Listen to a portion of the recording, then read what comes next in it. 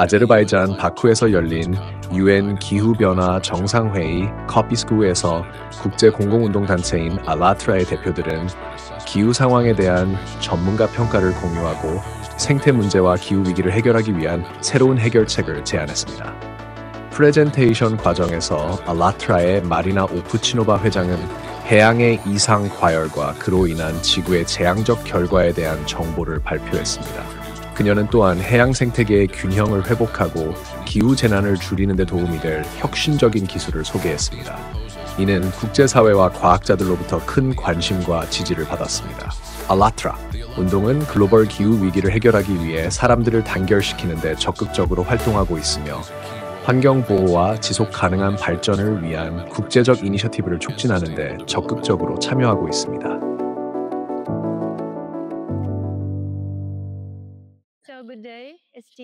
안녕하세요. 존경하는 동료 및 컨퍼런스 참가자 여러분. 제 이름은 마리나 오프치노바입니다. 저는 국제공공운동 알라트라의 회장이며 오늘 이 자리에서 여러분 앞에 설 수 있어 큰 영광입니다. 저는 알라트라 국제공공운동의 활동에 대해 간략히 말씀드리고자 합니다. 저희 운동은 180개국에서 활동하는 전문가, 과학자, 자원봉사자들을 하나로 묶습니다. 우리의 주요 목표는 기후변화에 대한 심도 있는 연구, 해결책 모색, 그리고 전 세계적으로 기후변화에 대한 인식 제고입니다. 이곳에 참석하게 되어 큰 영광이며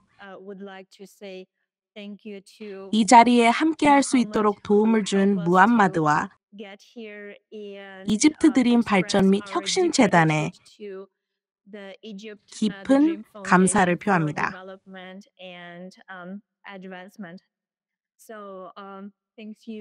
감사합니다. 우리는 매일 지구를 구하고 인류 전체의 번영을 가져다주는 공동의 목표에 한 발짝 더 다가가고 있습니다.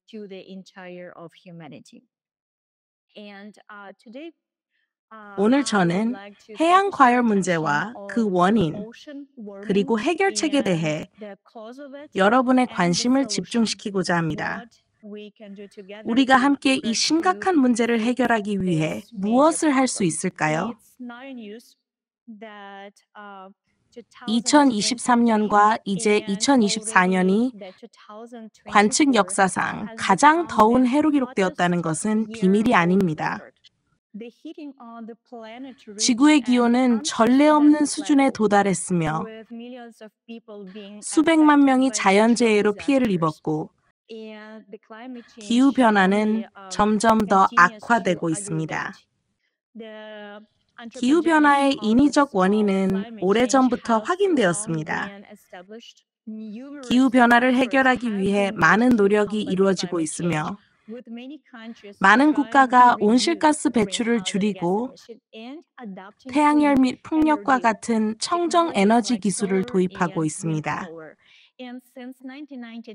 1992년 이후로 국제 무대에서 상당한 진전이 있었습니다. 하지만 그럼에도 불구하고 기후 관련 재난의 수는 급격히 증가하고 있습니다. 현재의 노력이 충분하지 않다는 것이 점점 더 분명해지고 있습니다. 나사의 수석 기후학자인 개빈 슈미트는 2023년의 기록적인 고온에 대해 우려를 표하며 기온이 이전 기록을 깼을 뿐만 아니라 기존 모델의 장기 추세를 초과하는 미지의 요인으로 인해 과열이 발생하고 있다고 지적했습니다.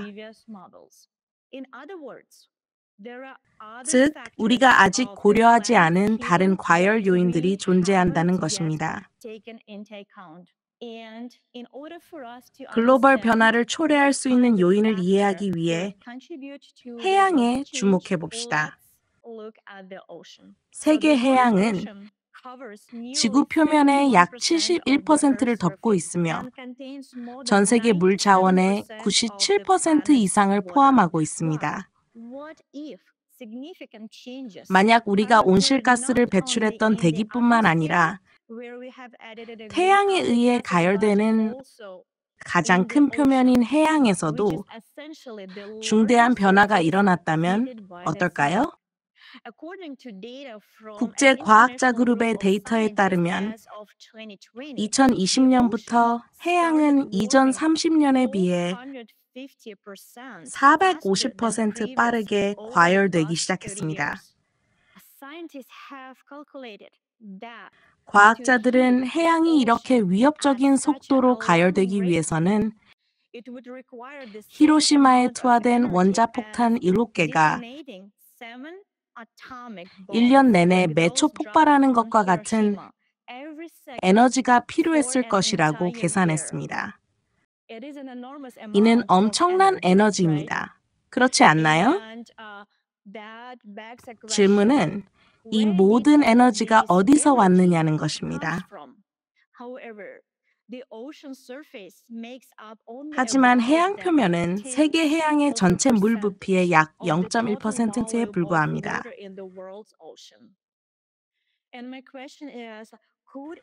제 질문은 지구에 영향을 미치는 그 미지의 요인 X가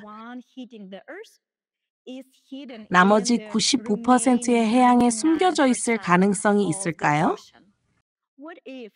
만약 어떤 요인으로 인해 해양의 성질이 변화하여 이전보다 더 많은 열을 축적하게 되었다면, 즉, 열을 더 이상 방출하지 않게 된 것이다.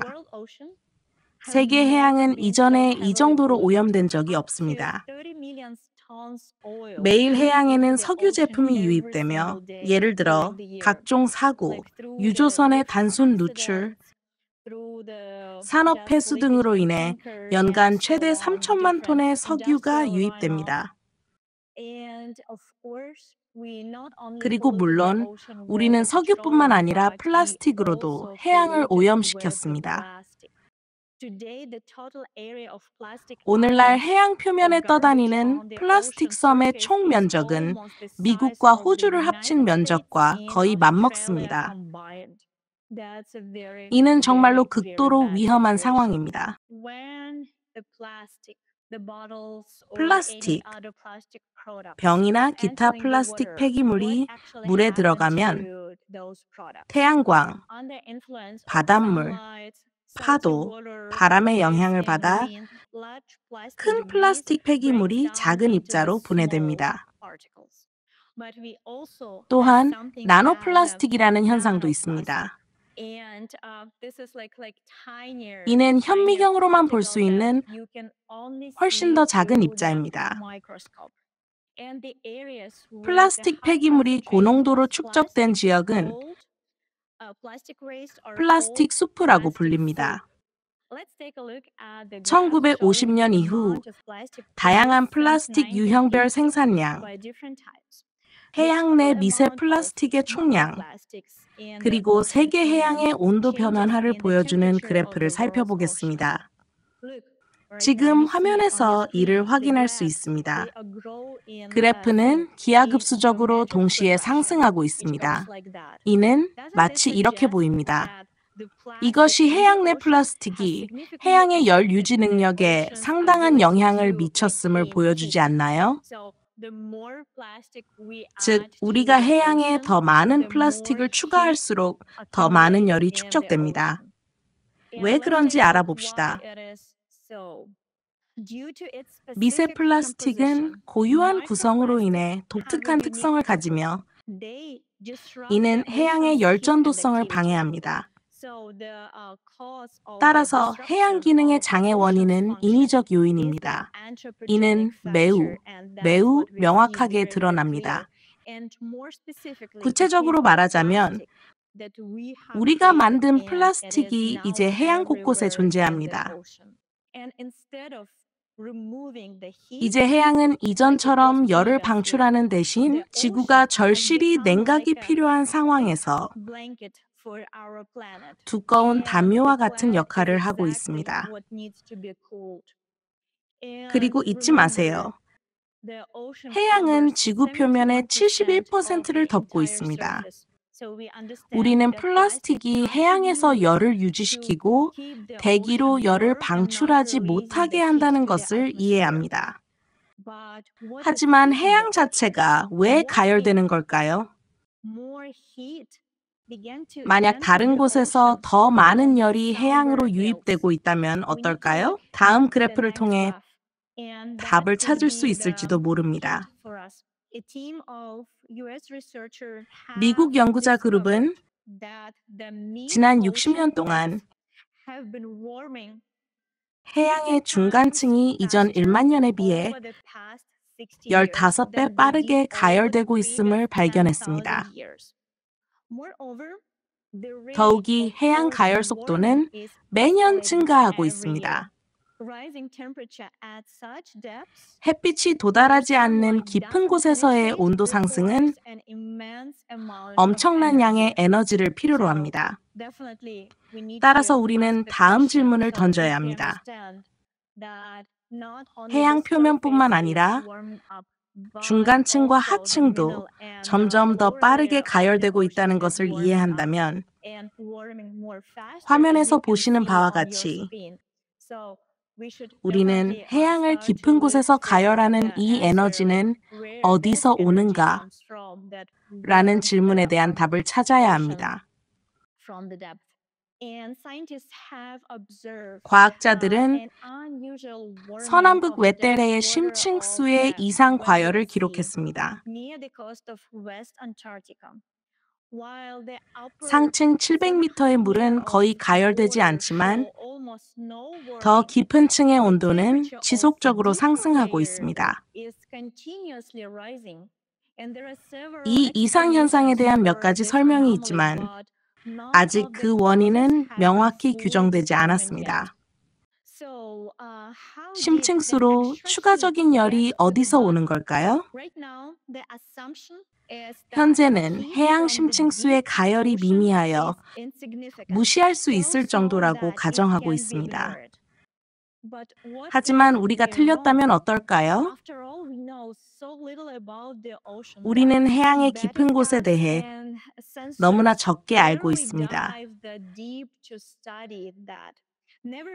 잠수정과 센서는 그 깊이를 연구하기 위해 거의 내려가지 않습니다.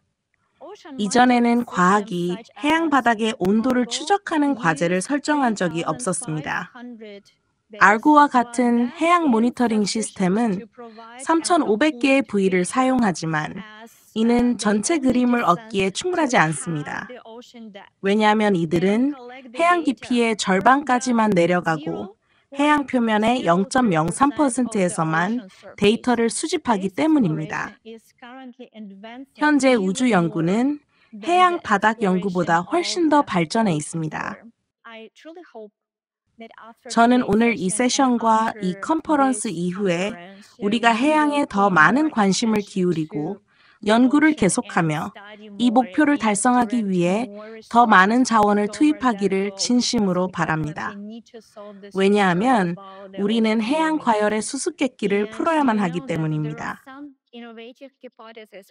지질학계에서는 이미 지질학적 과정이 기후 시스템, 특히 해양 가열에 상당한 영향을 미친다는 혁신적인 가설들이 논의되고 있다는 사실을 아시나요? 해양 바닥에는 화산, 단층, 열수 분출구와 같은 1,000만 개 이상의 지질학적 객체가 존재합니다. 이 엄청난 힘을 상상해 보세요.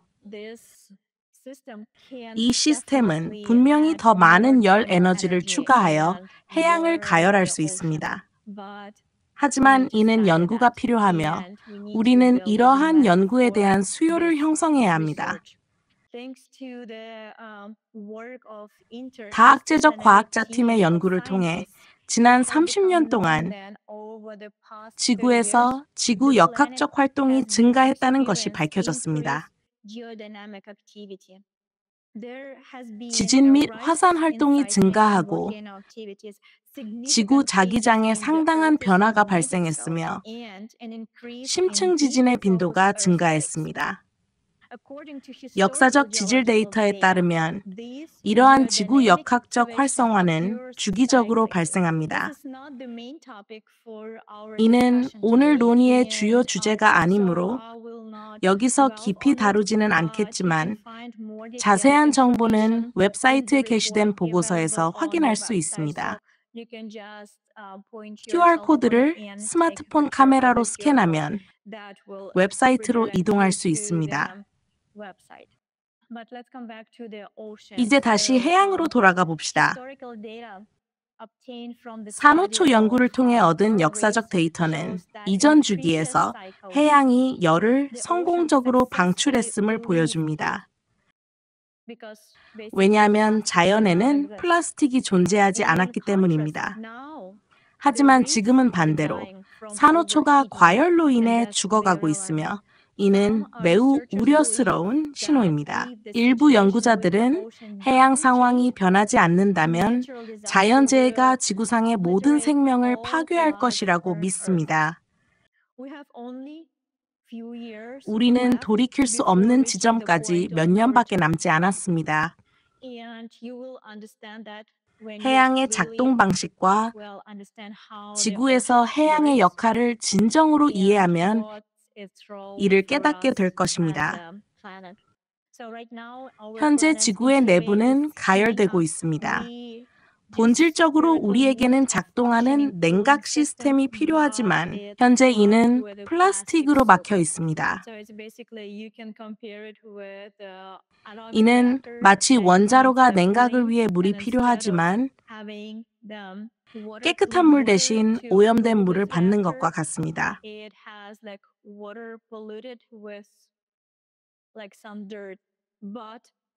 하지만 이는 문제가 아닙니다. 해결책이 있습니다. 바로 대기물 생성기입니다. 이 기술은 공기에서 직접 물을 추출할 수 있게 해줍니다. 물을 필터로 통과시키면 나노플라스틱뿐만 아니라 이산화탄소, 메탄, 먼지 및 기타 대기 오염 물질을 제거할 수 있습니다.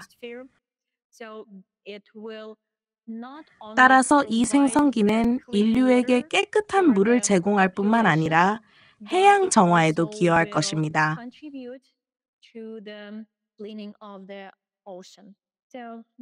이 기술은 이미 시장에 나와 있습니다. 우리는 이를 전 세계적으로 확대하고 다양한 지역과 기후대에 맞게 적응시킬 필요가 있습니다. 생성기의 작동 원리는 다음과 같습니다. 장치로 유입되는 공기가 먼저 필터링되고 공기 중에 수분에서 물이 응축됩니다. 즉, 기계는 미세 플라스틱 입자보다 작은 물 분자만을 찾아냅니다. 사실 그것은 모든 곳에서 물을 만들 수 있는 기술입니다. 따라서 네바다의 악마 계곡이든 사하라 사막이든 그곳에서도 물을 만들 수 있습니다. 대기물 생성기를 사용하면 물 부족 문제를 해결하고 플라스틱 산업과 물 운송으로 인한 이산화탄소 배출을 줄이며 자연적인 물 순환을 회복하는 데 도움을 줄 것입니다. 대기물 생성기는 물을 정화하여 모든 불순물을 제거합니다. 이를 전 세계적으로 사용하면 이는 지구의 물 순환에서 일종의 인공 필터 역할을 할 수 있습니다. 몇 년 동안 적극적으로 사용하면 해양과 대기가 상당히 정화될 것입니다. 해양은 다시 대기로 열을 방출하고 이는 우주로 빠져나갈 것입니다. 이는 식수 문제에 대한 친환경적 해결책입니다. 또한 강렬한 증발이 일어나면 해양은 여름에 땀이 증발하여 사람이 시원해지는 것처럼 냉각됩니다. 따라서 대기물 생성기를 전 세계적으로 사용하면 대기가 덜 습하고 더 시원해질 것입니다.